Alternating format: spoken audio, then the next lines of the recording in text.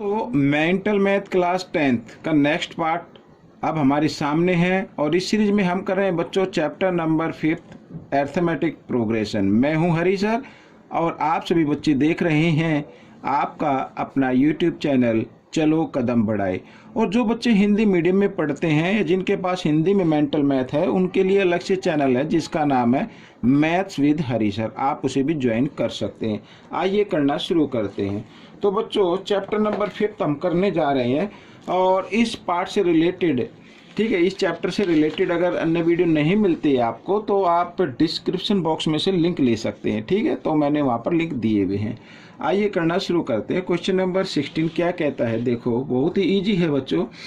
If the sum of first n even natural number, ठीक है, ये एन इवन नेचुरल नंबर है तो फॉर्मूला अगर आपको लर्न है तो बड़ी इजी तरीके से हो जाएगा। इज इक्वल, ये इक्वल है 2k times the sum of first n odd natural number, ठीक है।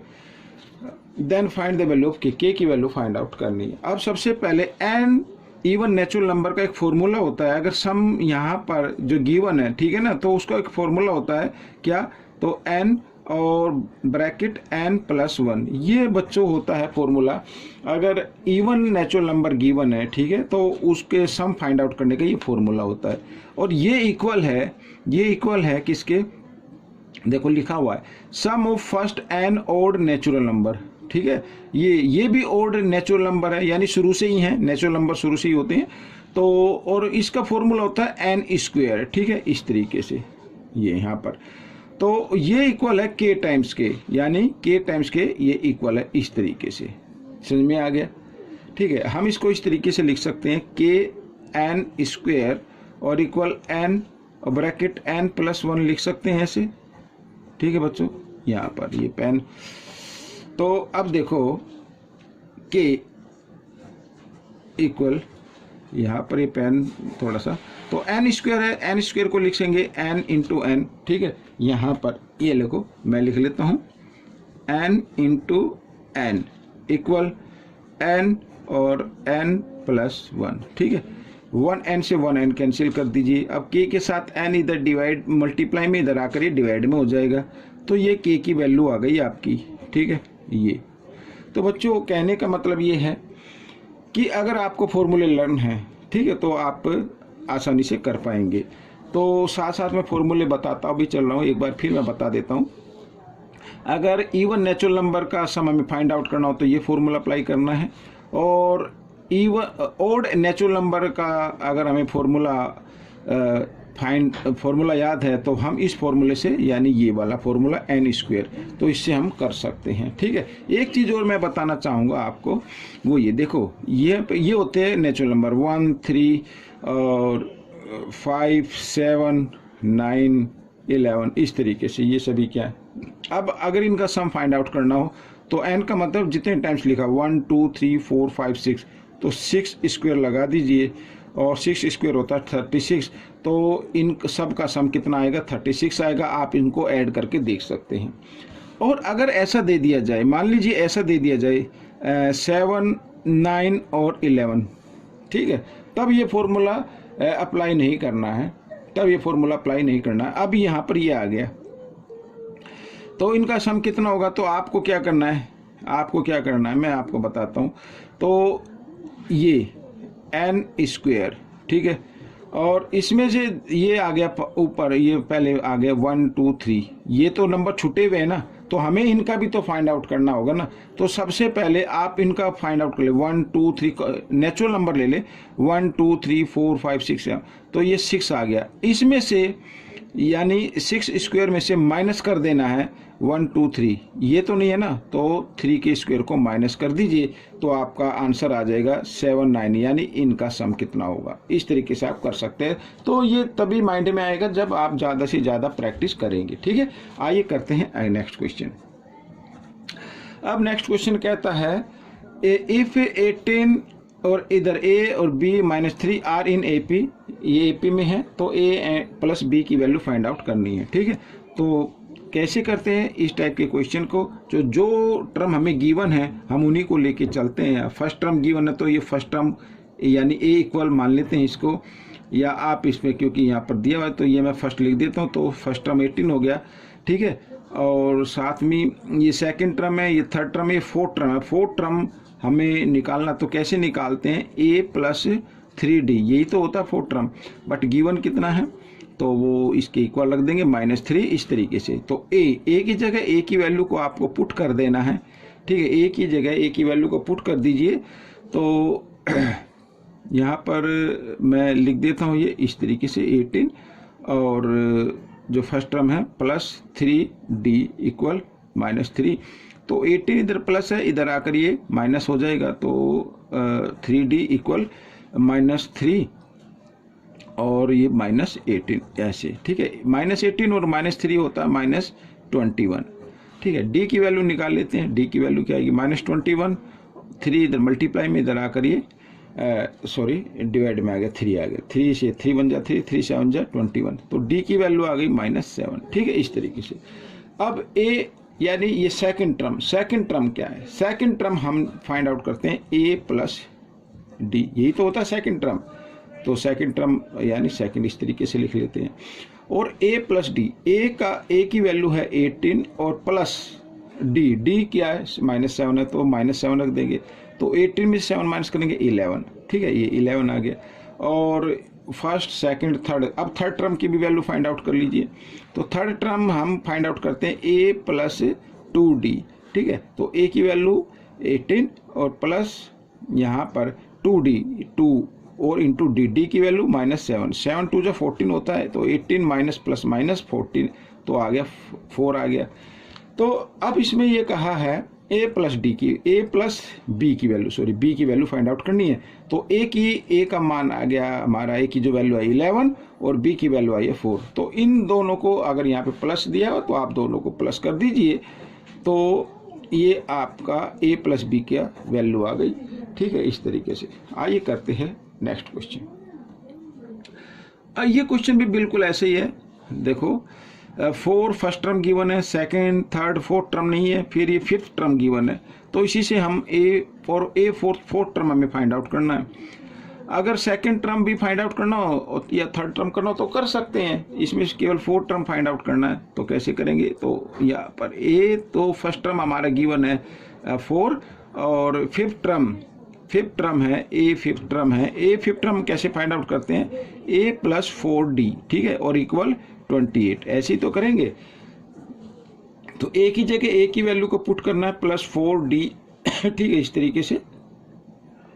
तो 28 और 4d इक्वल 28, 4 प्लस में इधर आकर ये माइनस में आ गया, तो माइनस कर देते हैं, और माइनस किया तो 4d इक्वल आ गया 24, 4 से डिवाइड कर दिए, 4 1 जा 4, 4 6 जा 24, तो d इक्वल आ गया 6 के, ठीक है। तो a हमारे सामने है, d हमारे सामने आ गया। अब फोर्थ टर्म हम आसानी से फाइंड आउट कर सकते हैं। तो फोर्थ टर्म कैसे फाइंड आउट करते हैं ये आपको मालूम होना चाहिए। फॉर्मूला होता है a प्लस 3d, ठीक है। तो a की वैल्यू आ गई 4 + 3 और d की वैल्यू है यहाँ पर 6। तो 4 जो बोर्ड मास का रूल कहता है मल्टीप्लाई करनी है, 3 6 जा 18, 18 + 4 होता है 22। तो फोर्थ टर्म आपका यानी A4 की वैल्यू आ गई 22, ठीक है। ये क्वेश्चन आपका सोल्व हो गया। ये क्वेश्चन नंबर 19 कर लेते हैं। क्वेश्चन नंबर 19 क्या कहता है, देखिए आपकी स्क्रीन पर है और इसको सोल्व करते हैं। If the sum of n term of an AP is, ठीक है, n टर्म का सम गिवन है यहाँ पर 3n² - n and common difference is 6, common difference भी गिवन है। Then find its first term हमें फाइंड आउट करना है, ठीक है।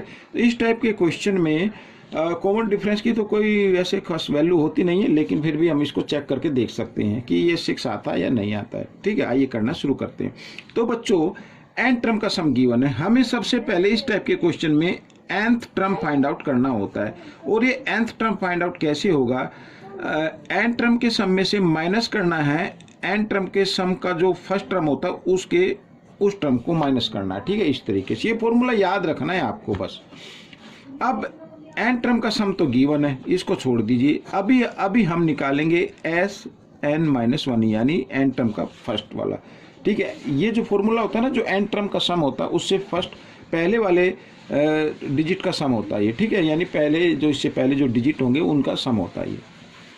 कैसे करना है, ये लगे 3n, n की जगह आपको n-1 रखना है, n-1 इस तरीके से, ठीक है।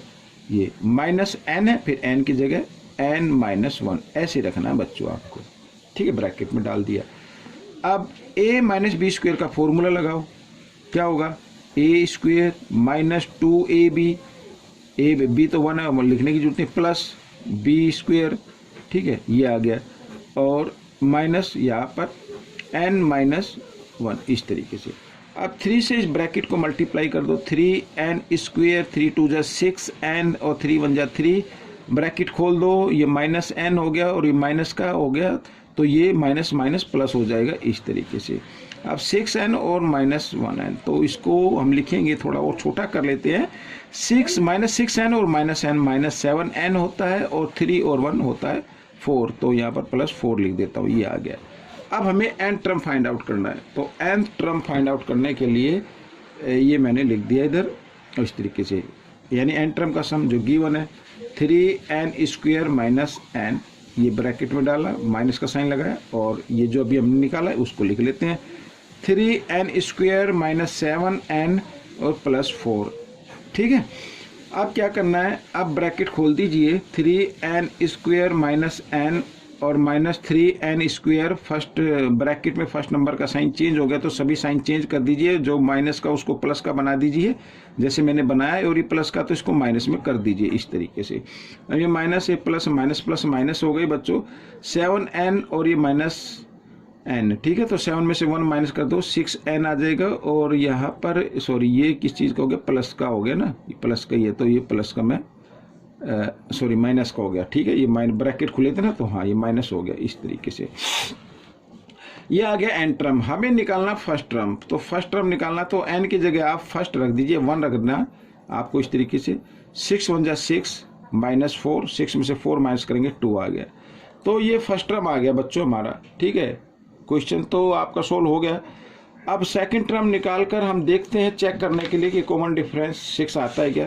तो सेकंड टर्म ये मैं अपनी तरफ से करा रहा हूँ, आंसर आपका निकल चुका है। तो n की जगह 2 रखना है, 2 और -4, 6 2 जा 12, ठीक है, 12 -4, 12 में से 4 माइनस करेंगे 8, तो अब ये सेकंड टर्म आ गया, और सेकंड टर्म में से फर्स्ट टर्म को माइनस करते हैं, सॉरी माइनस करते तो 6 आ जाता है, ठीक है। तो इसका मतलब अपना क्वेश्चन ठीक है, तो ये आपका आंसर आ गया। क्वेश्चन नंबर 20 क्या कहता है, देखो,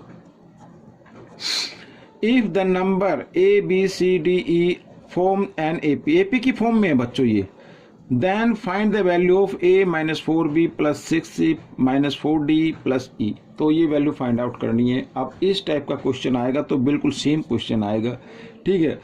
तो इसका आंसर ऐसे का क्या होता है, 0 होता है। हम इसको चेक करते हैं। अब ये AP है ना, अब मान लो ये कोई नेचुरल नंबर है, तो मैं इसको लिखूंगा 1 2 3 4 और 5, ठीक है। इसे A मान लो, इसे B मान लो, इसे C, और ये D और ये E, ठीक है।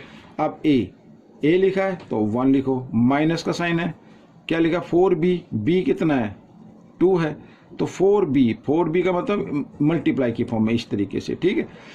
अब प्लस 6C लिखा हुआ है, C की वैल्यू 3 आ गई, तो इंटू 3 कर देना, माइनस 4D की वैल्यू है 4, तो 4 लिख दीजिए, और प्लस E ये 5, ठीक है। इस तरीके से E की वैल्यू 5 आ गई। अब देखो 0 कैसे आता है, 1 4 2 जा 8, पहले बोर्ड मास का रूल कहता है मल्टीप्लाई को सोल्व करना, 6 3 जा 18, 4 4 जा 16 और प्लस 5। अब 5 प्लस के देखो कौन कौन से नंबर आ रहे हैं, ये प्लस का, ये प्लस का और ये प्लस का है, तो 18 और 1 19 और 5 होता है 24, ठीक है। और -16 और -8 -24, तो माइनस प्लस माइनस हो गए, 0 आ गई, तो ठीक है। ये आंसर आपका आ चुका है। तो जो ये वैल्यू है इसकी वैल्यू कितनी आएगी, 0 आ जाएगी बच्चों। तो ये क्वेश्चन आपका हो गया, साथ ही ये पार्ट भी कंप्लीट हो गया है। आपको ये पार्ट कैसा लगा मुझे जरूर बताएं, और इसमें से सीखकर दूसरे बच्चों को जरूर सिखाना है। मिलेंगे नेक्स्ट पार्ट में। Till then keep watching this video and channel, and thank you.